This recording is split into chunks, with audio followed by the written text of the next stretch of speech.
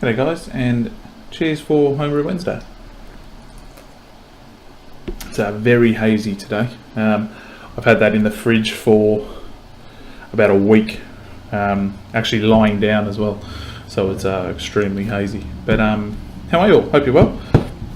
It's actually my second attempt at recording this. I recorded one in the week. I had a lot going on and I had a bit on my mind, and I rewatched it and it was horrible. I was just rambling, so trying again.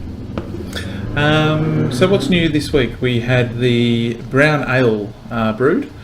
So that was the mix that I got put onto by Tony Yates. It was essentially a can of amber liquid malt extract, unhopped, just liquid malt extract, a kilo of light dried malt extract, 500 grams of Crystal 80, 250 grams of Vienna malt and 200 grams of chocolate malt, and 200 grams of dextrose. Hop wise, I added East Kent Golding for the hour mark on the boil. So when the boil started, I put it in for an hour. After 40 minutes, that was 50 grams. After 40 minutes, I put another 20 grams in for the last 20 minutes of the boil, and with 10 minutes left in the boil, I put in 12 grams of Amarillo hops, and then I used a USO4 yeast, which I just had to hand from a previous batch. So I bought the USO4 for the beer, and I accidentally just used the Cooper's one just out of just mind blank. So I had a spare one, so I used it. Probably not the most ideal yeast for the brown ale, but it's what I had and I wanted to just get it used. So that's down into the fermenter. Bubbling crazy after the first day. Normally you get, bloop, bloop, bloop, bloop, bloop. This was just like, it just was constant bubbling. So it's calmed down a little bit now. So another week or so. So I brewed that on Sunday, Easter Sunday. So not next Sunday, the Sunday after. Should be about ready. I'll test it and do it. I'm wondering, the cerveza still hasn't really, that sludge is still at the bottom of the bottles. I got on one just to test out. I've given it a bit of a shake to see if it'll do anything, whether that'll start using up the yeast. I don't know. It's just every bottle has just a thin layer of yeast at the bottom. They've been in the bottle for over 3 weeks now, and I don't know. It's just strange. So I've tried one just to see if that helps, but I'm not sure what's happening on that one. I'm wondering if maybe I need to stop doing this 2 weeks method and actually check that it has finished fermenting before I bottle it. It's never been a problem in the past, but it is with this one. Obviously there's been some sort of issue, so maybe I need to actually take my gravity readings as opposed to just doing the 14 days in the fermenter and then in the bottle.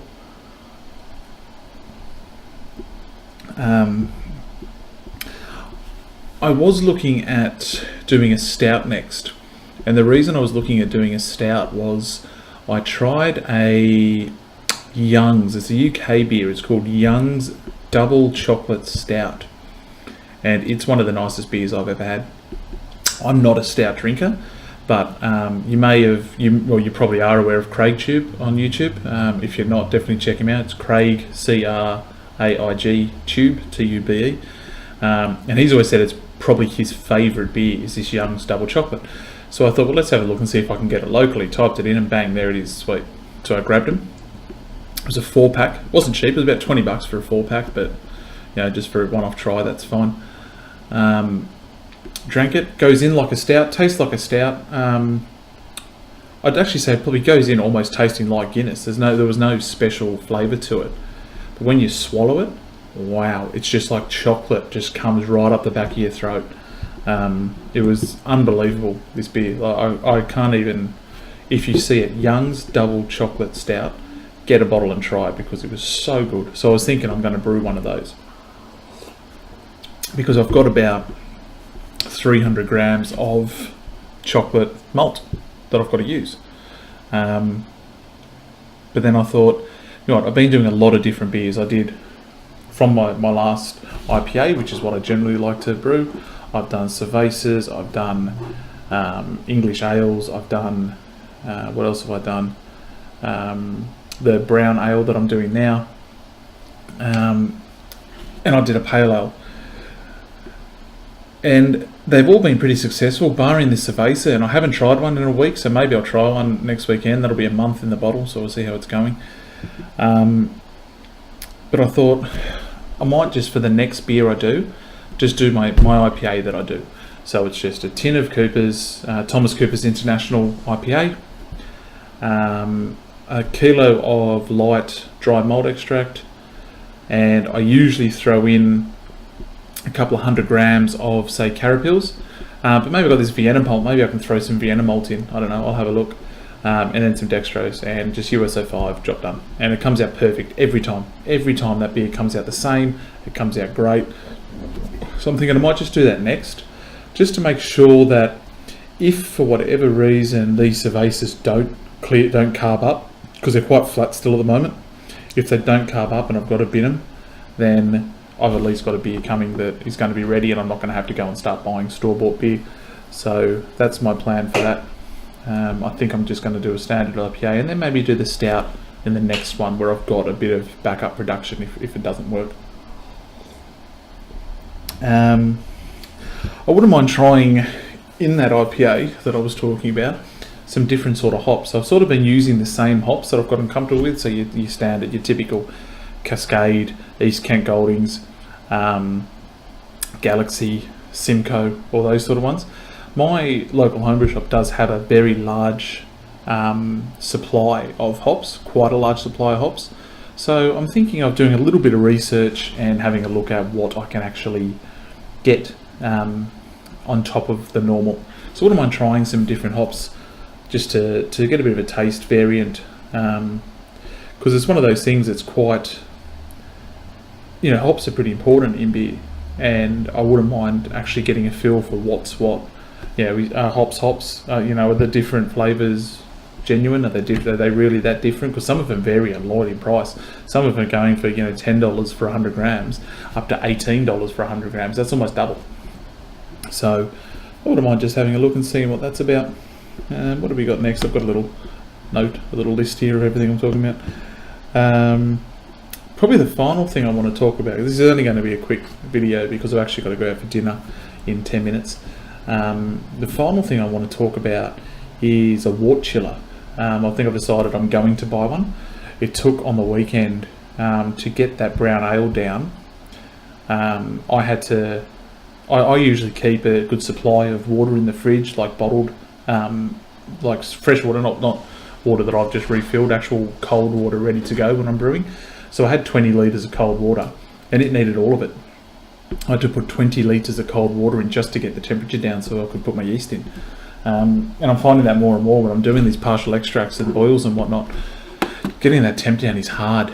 So I think I've decided I'm going to get a wort chiller. They're pretty cheap. I mean, they're about $100, but it's copper. It's going to last forever. So it's $100 for a forever piece of equipment that I'm going to use every 2 weeks or so.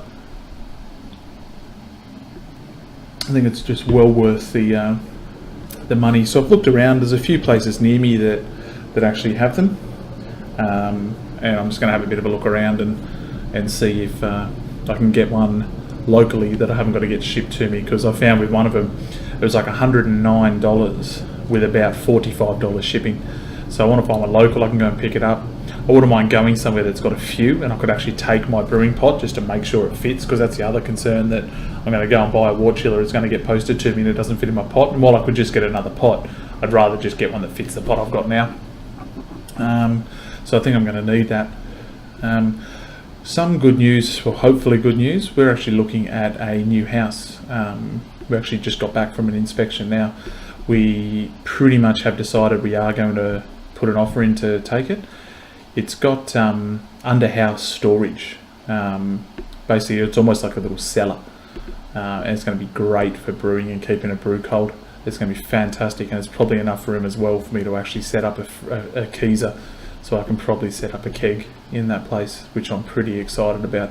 It's got a nice outdoor area at the back that's nice and secluded. I can make sure it's undercover and I can actually have a tap going. So I'm pretty excited about that. I haven't yet told the wife that that's the plan, but maybe it'll just appear one day. So that's exciting. So hopefully we get accepted on that. They seem pretty keen. We're keen. So hopefully we can get that going pretty fast and be going within a couple of weeks. Just have the ball rolling, ready to go, and I can have some plans going. So watch this space on that. Apart from that, that's all from me. Like I said, just a quick one, little 10-minute video. There's not too much going on. Like I said, I did record like a longer Homebrew Wednesday yesterday, which is Tuesday. I'll watch it again, and I suffer from a little bit of anxiety, like some mental illness. It's not bad. It's not to the point that I would actually say I have a mental illness. I just have some days where my brain's just like a mess. And I had that then, and you can tell watching it, I'm all over the place. Half the time I'm talking about stuff and I'm watching it back and I'm thinking, oh, this has got nothing to do with anything. Why are you even talking? So I just binned that video and did this one. So that's all we've got. So once again, cheers. Hope you're all well. Thank you once again for watching. As usual, like, comment, subscribe. Thank you to all the comments so far. There's been a couple of new guys get in touch, which is brilliant. And again, anyone that subscribes, flick me, even if you just flick me a message on the thing just to say, mate, I've subscribed to your channel, I'll happily subscribe back to you. I might put links in, whatever you want, just let me know, and then we'll make it happen. But thanks very much, guys. Hope you have a great afternoon, day, evening, wherever you are, and I'll speak to you next time. Bye.